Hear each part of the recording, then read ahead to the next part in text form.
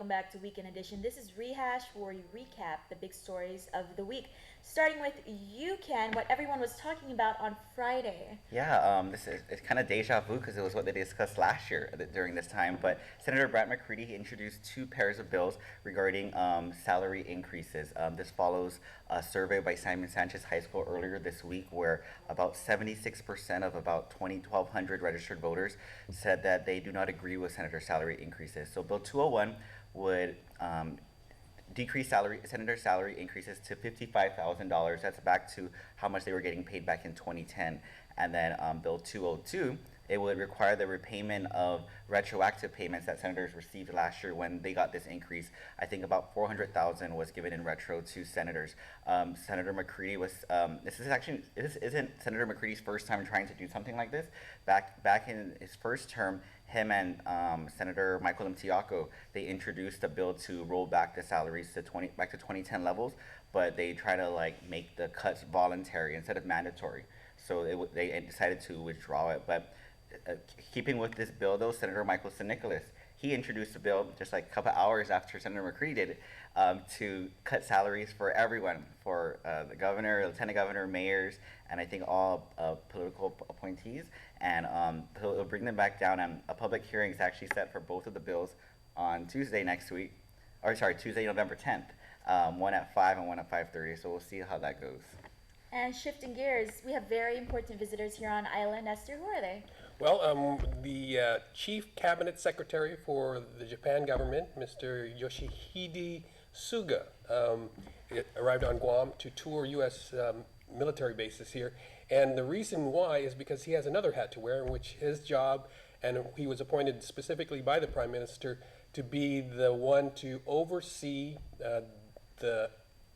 to mitigate rather the impact of the Marine presence in Okinawa. And one of the things that he told local government leaders was that he supports the relocation of Marines to Guam. Their goal is to move out about 9,000 Marines, which would be about 30% of the current number there. And Guam, of course, would have a big impact on that because we're expecting about 4,000 Marines. So he was here to see firsthand what the military buildup construction progress was like, and so he met with the governor, and he was actually invited here by Congresswoman Madeline Bordallo during her visit to Japan earlier this year. And Jason, you? Yeah, we got a lot of cool things coming up next week as far as interactive media goes. The Chef's Cup is happening next week. That's always a big to-do here in the community.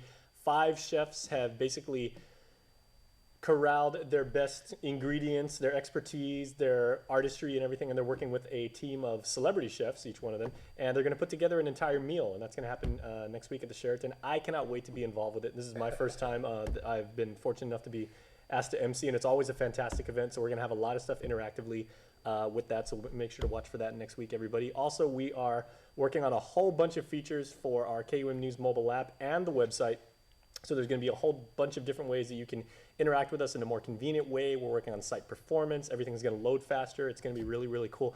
And something that I'm really looking forward to is a piece that Nestor's working on for next Monday about the 40th anniversary of Kings. and who here on the island has not, has a very positive Kings memory and everything. So I can't wait for that. I'm looking forward to that. We've all sort of grown up with Kings, right? Exactly. Next door by name because I'm there every week.